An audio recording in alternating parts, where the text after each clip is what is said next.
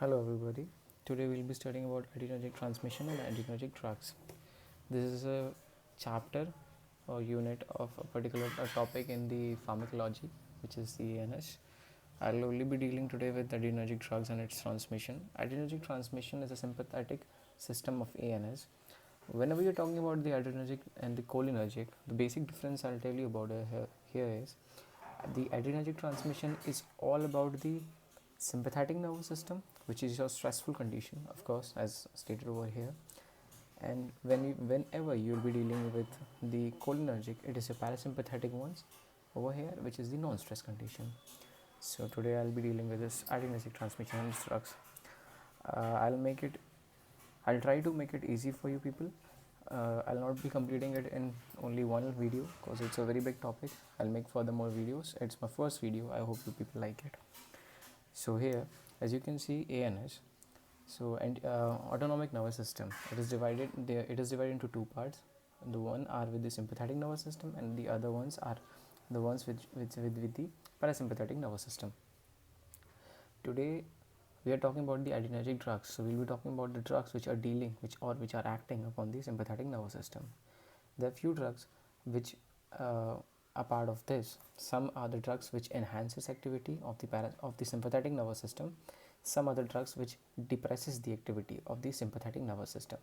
The ones which mimic or increases the action of the sympathetic nervous system are known as sympathetomimetic drugs. These mimic the activity and there are some drugs which decrease the action of the sympathetic nervous system. These are called sympathetolytic drugs. Now, these can also be known as adrenergic drugs, as these are working on the sympathetic nervous system, or agonist drugs. Adrenergic agonist. This AD means adrenergic. The ones which were decreasing or suppressing or inhibiting were known as anti-adrenergic drugs, because these are working opposite. These are working anti. And then there are adrenergic, or these are also known as anti-adrenergic anti-agonist. What I'll tell you over here is, if you were to be understood in terms of what is antagonist and agonist. This is a very simple explanation I'll tell you right now.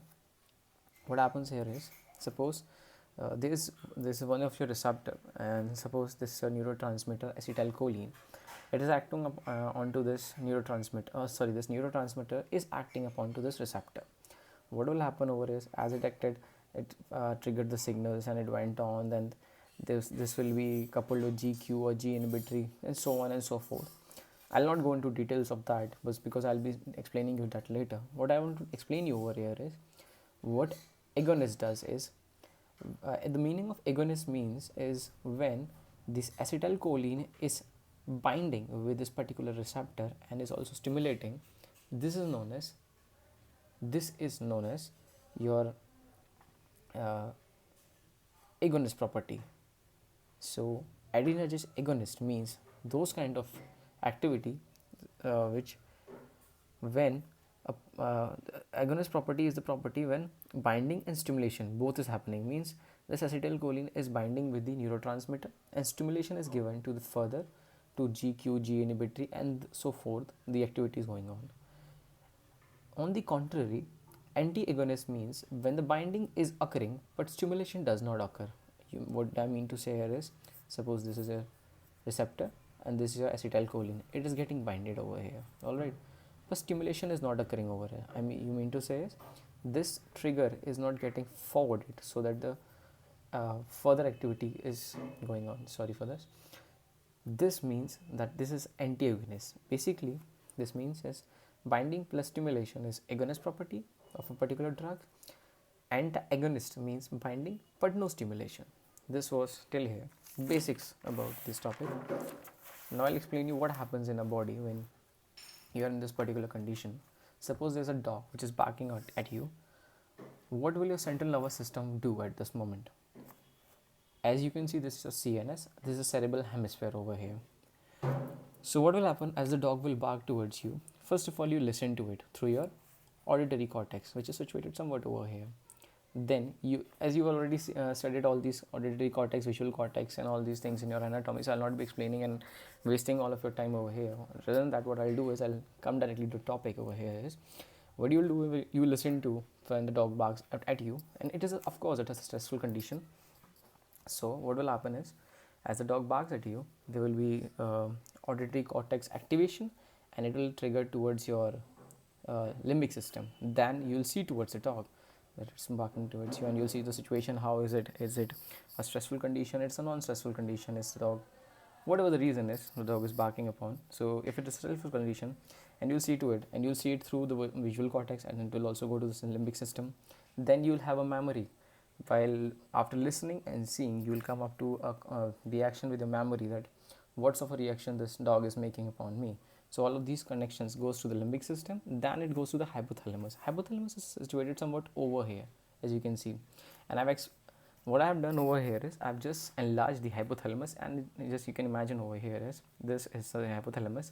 The front part is the parasympathetic nervous system, and the posterior part is the sympathetic nervous system. So when all these activities have been triggered, and it is a very stressful condition, and the stress is over here, what will happen is your parasympathetic nervous system, PSNS, will be inhibited, and in a stressful condition, sympathetic nervous system will be stimulated. At this very moment, what happens is adrenergic transmission occurs, because it is a stressful condition and your sympathetic nervous system is triggered. What will happen is, as you can see from here, these signals were going on. All the signals were from here, from the auditory cortex, visual cortex, and the memory. By the limbic system, it goes to the hypothalamus. From the hypothalamus, chain of neurons comes downwards into the spinal cord. This is known as chain of multiple neurons. This is called as polyneuronal descending pathway, PDP. Polyneuronal descending pathway. Descending, polyneural, many neurons, descending, going downwards, pathway. A pathway of many neurons which are going downwards. This is sympathetic outflow coming out of the CNS, okay, and goes into the spinal cord. Now what happens is a simple thing, that it is a polyneural descending pathway which is coming out from the central nervous system, which was coming forth from the central nervous system via the hypothalamus, SNS ke through, and it came downwards. Sympathetic ganglion it will go forward. I'll come ahead. Basically what happens is, when it comes forward, there are two-way transmission. There's not only one way, there's two-way transmission.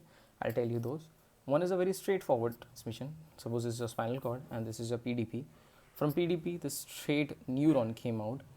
So this is at the end there is sympathetic ganglion. Then there was another presympathetic ganglion and postsympathetic ganglion. From the presympathetic ganglion, the acetylcholine came out and went into the postsympathetic ganglion. As this came into this was a nerve neuroreceptor. So action potential was generated. Alright, as this comes in, the action potential is generated. As the action potential is generated over here, these are the nerve endings, and these release non-epinephrine. And when these release non-epinephrine, suppose this is particularly for the heart, or in this case, the signal, non-epinephrine signal, goes to the heart, and particular functions and so forth works, like stimulation of heart can occur, because at this stage you need more flow of blood in your body, oxygenated blood in your body, because you want to run away from the dog, so you want your heart to operate more. So at this moment you will be of course having more amount of non-epinephrine. This is another movement through the spinal cord. This is another pathway of the movement. Suppose this is your adrenal gland. There are two kidneys in your body, and we know that, and both of them have their own adrenal glands. The outer membrane of it is known as adrenal cortex. The inner one is known as adrenal medulla. In these adrenal medulla, there are adrenal medullary cells. Sorry for my mistake. So what happens is, as you can see again, sympathetic ganglion was here, acetylcholine was releasing as it's happened over here. Till now the story is same. Now what will happen? In the adrenal medulla, the adrenal medullary cells are present which take up these acetylcholine. Alright. Now from these acetylcholine, epinephrine is released. Over in this case, non-epinephrine was released, but over here, epinephrine is released. Now what will happen is, it will move into a general circulatory system, which is of course your blood, and this will go back to your adrenergic receptors, and then the activity will be working according to it. So that is a different thing which I'll be explaining you later, where and what does it work. I'm just telling you right now the pathway, so just go according to what I'm trying to explain you. And all the neurons, this is just a few important lines, as all the neurons which are coming from the central nervous system are cholinergic. So till here it was cholinergic, From here onward, these are adrenergic. And yes, of course, this I need to explain you. It's a very simple concept. I'll tell you. What happens is in our body, whenever there is a need of release of neurotransmitters, its synthesis is done therefore in the nerve ending itself. Suppose these are the nerve endings, so synthesis of these acetylcholine will be done over here itself. Why? The reason is because if suppose if you are in a stressful condition and you want to create a stimulus in your body, suppose a contraction of your muscles for that matter, right? Now contraction of muscle is needed because you're in a stressful condition and you have to run away from the dog, so you want your skeletal muscles to work very fast, and for that very reason what you would want is your nerve endings should have their own acetylcholine to be synthesized there itself, rather than that if it is synthesized in the central nervous system, it will take a lot of time to come to your skeletal muscles, and that will be a huge loss for you because the dog might come at you and will bite you, of course. So yes, this is one of those reasons. Now I'll come to the synthesis of how the entire processing of norepinephrine works in a body. Let's come over here. As you already know from this spinal cord, there was PDP. From PDP, a presynaptic nerve ending was there, and there was postsynaptic nerve ending was there. So what happens over here is, I'll tell you, what do we eat? Suppose you're taking in, suppose whatever your diet is, it has to have protein, of course. So from the diet which has protein comes in, the action is amino acids. There's a particular amino acid which is named as tyrosine. This tyrosine, suppose I'm talking about this presynaptic, postsynaptic, and then this ending, I have enlarged this over here. So you should not get very confused. It's a presynaptic membrane. There's nothing very big thing about it. There's a presynaptic nerve ending which I have enlarged. How the norepinephrine is being synthesized and going out of this membrane, out of this nerve ending. I'm just explaining it over here, how the synthesis works actually. Suppose from the diet, your diet which has protein, there was extraction of amino acids. From the amino acid, there was one particular amino acid, and the name was tyrosine. Tyrosine went into this your nerve ending through through a particular pump into this membrane. Then it converted into dopa by tyrosine hydroxylase. Then dopa converted into dopamine by dopa decarboxylase. Then there's a vesicle. There's a vesicle in each nerve ending. There's a particular vesicle. So this dopa went into this into this vesicle via some opening, all right, by some pump channels, whatever you can call it. So this went inside. So dopamine straight goes inside the vesicles, and then it gets converted into norepinephrine via decarboxy beta hydroxylase. Then what happens is, there are two proteins, one which is attached to the vesicle, which is synaptobrevin, SB over here, and this one which you can see is M shaped is known as syntaxin, ST. I've just written down the mnemonics of it. Sorry, not the mnemonics, the abbreviates of this. So this is SB, which is the synaptobrevin, and syntaxin over here is which is attached to the membrane itself, is the syntaxin, which is attached to the vesicle is the synaptobrevin. In order for the synthesized norepinephrine to be extracted out of this membrane, both these membrane needs to fuse, and this is done via these two proteins which are known as synaptobrevin and syntaxin. What happens is, sodium influx occurs in a body, as I've already told, that as the receptor, as the acetylcholine will be getting over here, over in this situation. So what will happen is, as imagine acetylcholine is coming over here, and this is working very nicely, and further it is going in. So sodium channels will there are two kinds of sodium channels, I'll tell you over here. One sodium channel is the ion channels, sodium ion channels.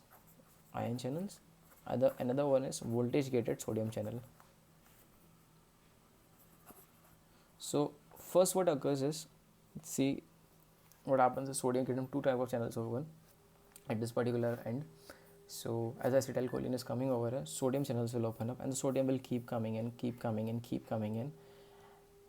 It will come to a point which is called the threshold frequency of that. So suppose that cell membrane has cell resting membrane potential of minus 90, and by minus 60, I'm just explaining you, assume it with me. So suppose by minus 60, what happens is your sodium channels, so your ion gated sodium channels have this, I'm telling you, I'll help you with the graph over here. So suppose this was your minus 70, and by minus 90 over here, this was coming in, coming in, coming in, coming in. So what is happening? Your polarization was occurring like this way. Alright. So what will happen by minus 30? This is the threshold frequency of you. What will happen at minus 70s? Voltage gated sodium channels, which are over here, as you can see, voltage gated sodium channels will open up, and because of this, what will happen? These voltage gated sodium channel will open the efflux of a lot of sodium into it, and as a lot of sodium will enter into it, there will be a rapid spike. This is known as depolarization. Alright, and as this depolarization will occur, your sodium channels will open it just adjacent to it. These are very sensitive to the depolarization. Alright, so as these calcium channels are opening in, of course the sodium will with sodium, calcium will also come in. Now this calcium over here is a very important property. I'll tell you what. As you remember, this membrane had syntaxin. So what happens is these has two domains like this way. Now, so calcium being positively charged, it is dual positively charged. So it will many calciums are there. So one will get attached to this end, one will get attached to this end. I'm just imagine with me. What will happen is, if they're getting attached to each other, what will happen is, as we all know and basic physics allow us to know, keeps us telling it, two similar charge will never be in close vicinity to each other. They'll always repel. So what will happen is this will open up just like this. Alright, and this as this opens up, it's like the gate is opened up. As the gate is opened up, this gets fused with it. As it gets fused, the vesicle comes near it, this non-epinephrine goes into it, and the work is done. This is just a very simple basic thing, and that's pretty much what happens is. Now what will happen? Non-epinephrine will go out, and this process is known as exocytosis of the non-epinephrine. Now what happens is, in this case, we will reuse the vesicle again. Why?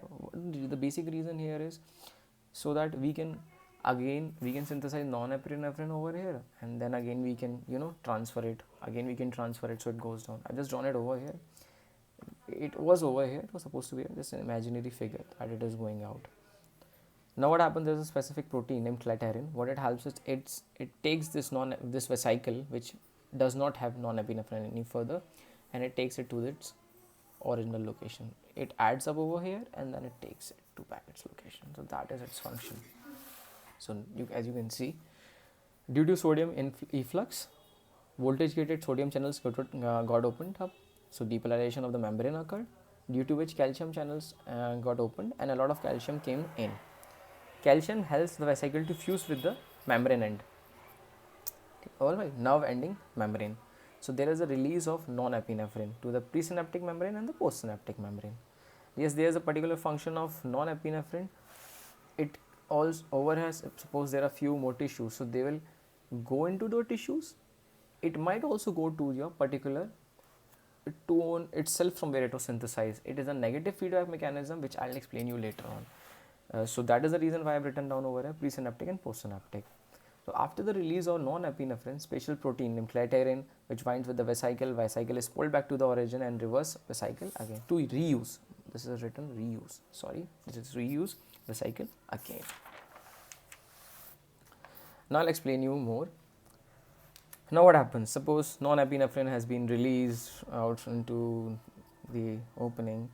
So what would you want? I'll explain you the inhibitory mechanism, which I was telling you, the presynaptic one and the postsynaptic one. So right now what I'll do is I'll try to explain you with the presynaptic membrane itself. This is the presynaptic, this was the postsynaptic. So I'll explain you with the presynaptic membrane how it's working. Suppose this is a non-epinephrine which has been released, it is going to particular various tissues which have different adrenergic receptors. Few adrenergic receptors are alpha 1, beta 1, beta 2 and alpha 1. Alpha 2, sorry, over here it's alpha 2. So there are four kind of basically which are over here stated: alpha 1, alpha 2, beta 1, beta 2 adrenergic receptors. So basically the beta 2 one is the presynaptic one. Sorry, my bad. It was alpha 2 adrenergic receptor, which is the negative feedback one. It is present on the presynaptic. That is the reason I have highlighted it in some other color, because it's a special one. As it is being released over here, what it does it, this particular beta 2 adrenergic receptor is present onto the presynaptic membrane now, and it is coupled with the GI, which is G inhibitory protein. All these particular receptors are coupled with their very particular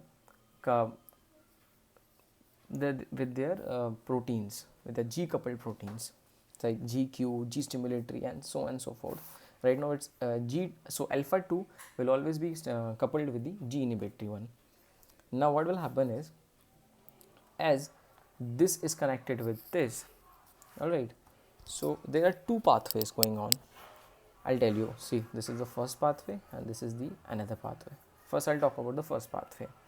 As a G inhibitory gets connected with, when the non-epinephrine gets signaled towards the alpha 2, so G inhibitory mechanism is triggered. G coupled protein, which is the inhibitory one, is triggered, and what it does is it decreases the CAMP, which is the cyclic AMP pathway. Because of that, what happens, over it is written down, because of that what happens is there is a decrease in pKa, and then there is a decrease in the activity of tyrosine, dopamine, dopa activities which were going on over there. All these cycle which was going on, there is a decrease in that activity because of that particular reason. Now after that, the another pathway which was shown over here, there will be opening up of the potassium channels. Now I'll tell you how does that happen. As there is an inhibitory protein in excess, so there is an excess of potassium channel, then there is a loss of positive charge. Due to the loss of potassium, which was a positively charged ion, there is hyperpolarization state, which means there is increase in negative charge, and this is negative over here, this is a negative increased charge. So then because of that, there is a difficulty to stimulate the membrane, that is there is a difficulty to depolarize, because depolarization is positivity, a lot of positivity, and right now the depolarization is getting difficult. So that is because of the positive charges going out and there's a lot of hyperpolarization, and because of this, as there's no depolarization, the nerve ending is inhibited and there's no further release of non-epinephrine. So that is till now. I'll help you out ahead in few more chapters, few more topics of this chapter. Just stay with me.